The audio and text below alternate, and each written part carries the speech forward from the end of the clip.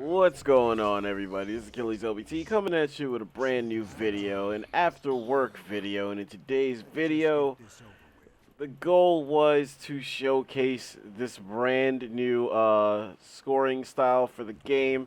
So I elected to choose an assassin in Raynor that I'm very comfortable with. The problem already that I'm seeing with this thought process, though, is that the enemy team has an ETC, a Cho, and a Johanna. So the Kael'thas on the enemy team is going to be the most protected motherfucker that has ever lived. The rest of the composition will be a Zagara, another a Cho'Gall user on our side, and an Illidan with me, of course, running as Raynor. So the general consensus with that little video they released with the hero spotlight is that if you run into Cho'Gall by yourself, you should really not attempt to pursue that. So I guess we'll see like how this goes. Like this is like I said, this is an after work video right now, so this is literally the first game that I played today. So we'll see how this goes all around. This could be very interesting or very not, depending on how this thing goes. And you see we already have Johanna coming after us now. Gonna put a little bit of damage on her. And for people that didn't see the last video where I was commenting on these changes, basically, the only thing that really I feel like is really going to be different, and again, I feel like it's only going to be something that I think it's only going to be something that lower tier players are going to care about, is that they flat out added a way to determine who's getting the last hits on heroes. Aside from that, everything else is pretty much what you expect and what you're used to. And all things considered, I still think that hero damage is going to be like really the hardcore indicator as far as like who's kind of participating in team fights and things of that nature. So just making sure my mic isn't muted. This is going to be interesting because everybody's going to be coming up top, or at least everybody should be coming up top. Johanna is actually a very good counter for Raynor, seeing as she could just keep blinding me over and over again. However, if Illidan is there to kind of semi-peel her a little bit, all of a sudden that's not the case anymore. We are going to take that kill. Not so sure if I was the one that got it. I do like that addition right there that they flat out mentioned who's recalling now in the chat and the feed. I think that's great. That's fantastic thing that they added. Illidan should actually help us pick up quite a few Guardians here. I actually do think I'm in a bit of trouble here. See, Cho'Gall actually does a very good amount of damage. However, our Cho'Gall showed up. We are going to recall here because we're at very low health, and we no longer have the heal on deck. Just going to tell my teammates, even though it says it right there that I'm recalling, I'm just going to make sure they know, and I'm going to make my way back. So just looking at it, okay, we did actually get credit for that kill. That's going to take a little while to get used to, I'm not going to lie. I already made my stance clear, just in case like you haven't seen the other video. I'm kind of lukewarm on the change, but at the same time though, I think there's like one little minor upside in terms of like pointing out who you should be focusing as far as like who's getting the kills and stuff like that. He is really powerful. And I understand that he's two heroes in one, so he should be that strong. But man, that's going to take a while to get used to. And what's also going to be a little interesting is like not shooting myself in the foot when I play up close, because if I run a Sonya against a Cho'Gall, I'm probably going to want to like take my chances every now and then, because Sonya's strong enough to take out anything really. And I'm gonna wanna test that out. Kael'thas is actually gonna take us out. That was a very bad play on my part. Definitely should have readjusted my positioning. And you see Kael'thas was actually able to save his own ass right there. And we do pick up the Punisher. I was just about to wonder exactly like how long we had. They should pick up that Kael'thas. Luckily they do. We are gonna make our way to support this Punisher. So far, everything seems like it's going good. There we go. It's been a little while since I played Ray. And I actually feel a little ashamed that it's been a little while, because I absolutely love this fucking skin. I think it's so awesome. But to be brutally honest, though, there were a few times that I wanted to go into Hero League and see if I could catch a Raynor pick somewhere in there. But unfortunately, every time I wanted to pick Ray, the pick would kind of get stolen from me by the other team. So just didn't really play out that well. Punisher's actually lasting a lot longer than I thought it would. I'm going to actually try to escape. Ah. Okay, yeah. I am like clearly I'm not making the greatest choices right now with my Raynor. That's also not going to help matters. Johanna's a really good counter for Raynor in a one-on-one matchup. Especially if she has I don't know if she did build it. She did build for it, but if she has battle momentum, she pretty much like negates me altogether. So all she essentially has to do is just keep attacking, and then she can just keep blinding me. Then again, if I'm not blinded, that's advantage me. That's advantage Raynor. Especially since Raynor is mana incarnate. The guy like has no mana issues whatsoever. That blind actually did catch me. I thought I was out of range, but evidently I wasn't. And this is where I get spoiled with Artanis. Like I mentioned it in other videos before, or in my build video, that for whatever reason Artanis builds he builds up season marksman stacks faster than anybody really that I've picked it with.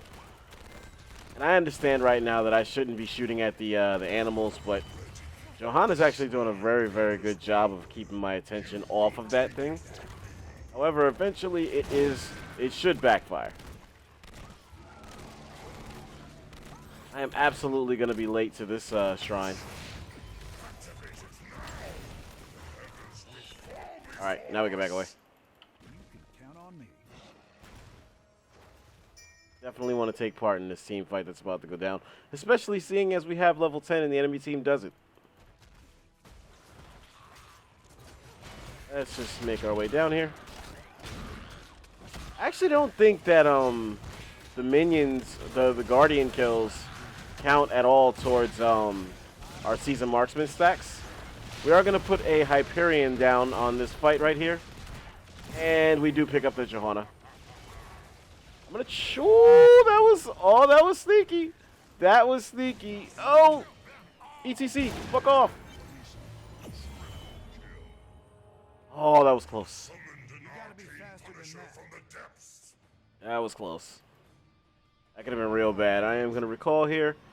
Am I doing all right on hero damage? Okay, yeah, I am leading the way on hero damage. That's one thing I feel like with Raynor in particular, with the way I play, I feel like I should always be like ahead on that and at least contributing on that front. And if I'm not very happy with how I'm playing. It's funny, like I don't play for stats at all, and I don't really look too much into them, but I do 100% factor them in as far as like if I feel like I'm helping my teammates enough.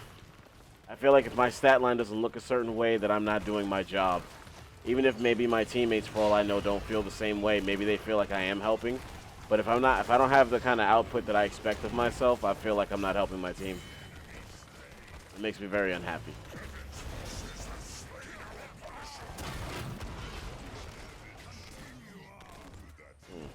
Our stat count is probably pretty good. Now it's at 15 now. Last time I actually looked, my stat count was only at 8. I do not have a Hyperion currently. If I did, I would have casted it, but we are closing in on one. That's the first time we've been on the receiving end of a Cho'Gall ultimate. We do now have one, though. I am going to queue it up. We'll knock down these forts. Put some more damage on ETC. Actually, I'm a little overextended here. Johanna actually went for the Falling Star ultimate. That's interesting. See, she is going to have to back up. We are going to ping for... There we go. That's better. Good job.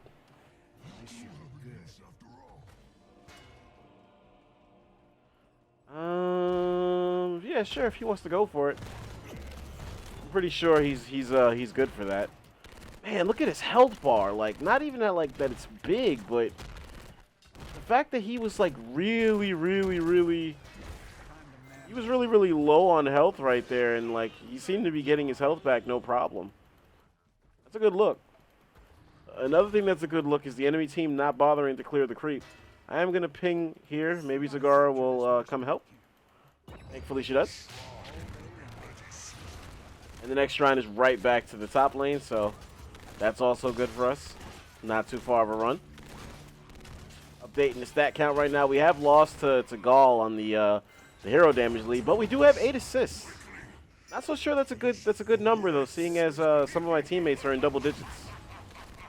So I use it as a personal barometer. I need to help out more. I'm not doing my job as an assassin. All right, let's not so sure where we want to go with this. What? Everybody's hurting. Everybody's hurting. Oh shit! Almost didn't see the ETC over there. I'm gonna die. They should get Joe. They should go for Joe. And you should leave it. Leave it. Damn, almost pulled out. It's hard, man. It is so hard with so many tanks lying around. I find myself like trying to pay attention to them for the potential like crowd control elements that they're gonna go for on me in specific, rather than trying to look for Raynor. And that's nothing. That's nobody's fault on my team or anything like that. That's just the result of the team composition they got versus the team composition we got. However, we are ahead by 3 levels right now, and this is with the new level scaling too, mind you. So, yeah, we're doing pretty well. And Illidan is having a very good game right now. This is also a thing I find interesting. Like with this new, that's one. I'll say that's one thing that I find that I think will be like an upside. Like you're gonna see who's actually got some slay potential about them now. Like it's not just gonna be the hero damage. That's an indicator, especially in the case of a hero like Illidan, who may not ever lead your team in hero damage per se, but he's very good. He's a very good hero, especially in the right hands. And we just melted, absolutely obliterated Johanna right there. And that's why we save our Hyperions for forts. There we go. We do have quite a bit of them taken out right there. But we are going to back away. Oh, we could actually... I didn't even notice. I guess we could win the game. Although I'd feel more comfortable, admittedly, if I had another Hyperion. Obviously, that would be cheap, though. We do pick up that kill. All right, yeah, I'm backing away. I'm backing away. We could definitely put some significant damage on Johanna there, but we don't want to get greedy. See, we have retaken the lead on hero damage, so that makes me feel a little bit better. And I do have 15 assists. That's awesome. It's very awesome.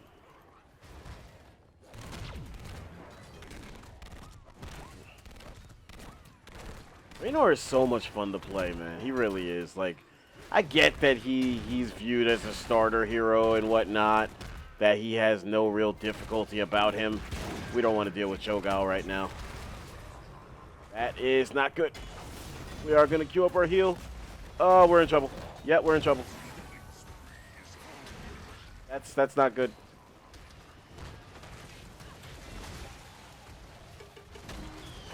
Uh-oh. That's also not good. This would be ideal. Oh, Illidan can make a play here. Illidan can make a serious play right here. Go for kill. Go for kill. Go for kill. He can't take you one-on-one. Yep, that's going to be a kill for Illidan. At least it should be. It's definitely going to be a kill for Illy. He should go after Joe. Or actually, you know, he made the right play right there, disengaging. Nice job.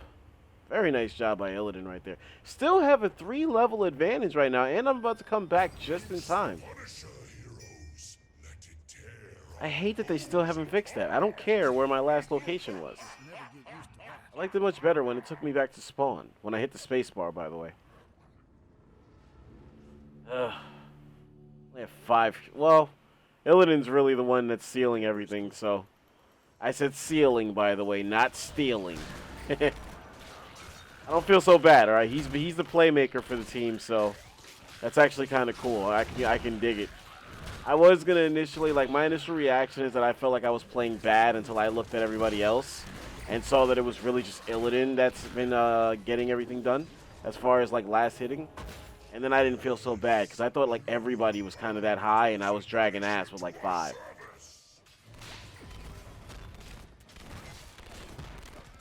You never know, man. If that's a thing, if that becomes a thing, you may see some, you may see an increase in how much Illidan is picked. To be brutally honest, I really wanted to test out this new scoreboard with Sonya or Artanis, but I feel like I've uploaded a little too many videos with them here lately, and I don't think you guys would want to see any more of that for a little while. I could be wrong though.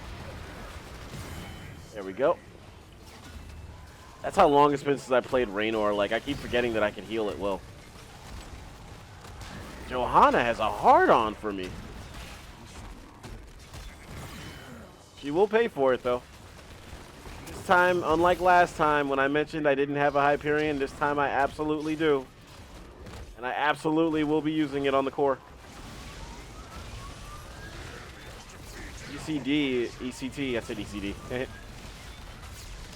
ETC is definitely not going to be able to do much for his team right there. That should be game. GG. Well played, everybody. That was actually fun. I was about to say that Cho'Gall wasn't as scary as I thought he would be, but then I have to factor in that we also had a Cho'Gall to kind of counter that, the fact that they had one.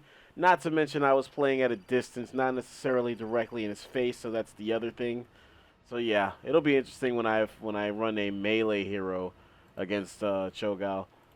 That'll definitely be interesting. Updating the stat sheet. Wow, I actually got my birthday here. 6 kills and 18 assists, and we only died 3 times. So that's one thing that's gonna be I guess people are gonna be on edge about, is that in a typical game before this update, all of our stat lines essentially would have been the assists and the kills combined, and then like that number balanced against the deaths, and that would have been your kill death ratio. So it would have been no big deal. Like, everybody should have like a monster kill death ratio, like, you know, if the games go like this. But now that the kills are actually counted on their own, that kind of changes things, and you just see the difference in like how much like we were helping each other on our side. Like, I was the only one who didn't have at least 20 assists, which kind of blows. Like, I guess I'm an awful player for not being a part of that little club right there. But whatchamacallit, you see the enemy team, they didn't have a single guy at 10-digit assist. And like, when you see ETC's line right here, I kind of expect this to be the case for most of the conventional tanks, where you're not going to really see them have too many kills, but you should see their assist counts. Like, basically, I feel like conventional tanks and healers should lead the way every single game in assists. Like, I honest to God feel that way. Maybe I'm wrong. Maybe nobody agrees with that. But I could explain really quickly before I call this video a day why I think that. Basically, with tanks, they're supposed to be involved in as many skirmishes as possible. So the fact that their mere presence warrants them getting the assist, because as you recall, the assists work the same way that the old takedown system used to work. So that hasn't changed. So as long as you're in the general area, you get credit for the assists. So tanks are supposed to be the first ones to initiate fights. They should be involved in as many team fights as possible. So that like kind of makes their case for leading the way in assists, because they should be in the most fights out of everybody on the team. Now, as far as the healer go, the healer should be in just as many or the second most amount of fights, because the healer should basically be where the battle is going down anyway. Like, the healer should be involved in as many team fights as possible, because if not, they have no purpose to being out there. So that's why I say that. Like, I feel like tanks and support players, support heroes, excuse me, are going to have stat lines like that where they don't have very many kills at all, but they have tons of assists, tons of tangible numbers that kind of go along with it. And as long as players have the right mindset, they won't care about things like that because, in all honesty, they shouldn't care about that type of thing. They're just like, it doesn't matter. Honest to God, it does not matter. You're out there to play a role. As long as you're playing that role and your team wins, you're doing your job. Nobody complains. There's no problem with that. So not everybody's gonna. That's basically where Heroes is gone now. Like, not everybody's gonna have the pretty stat line anymore. Like, now the assassins finally have something that make them stand out, because the tanks have the shield with as far as this icon right here, the roles go. The tanks had the shield icon dictating how much damage they soaked.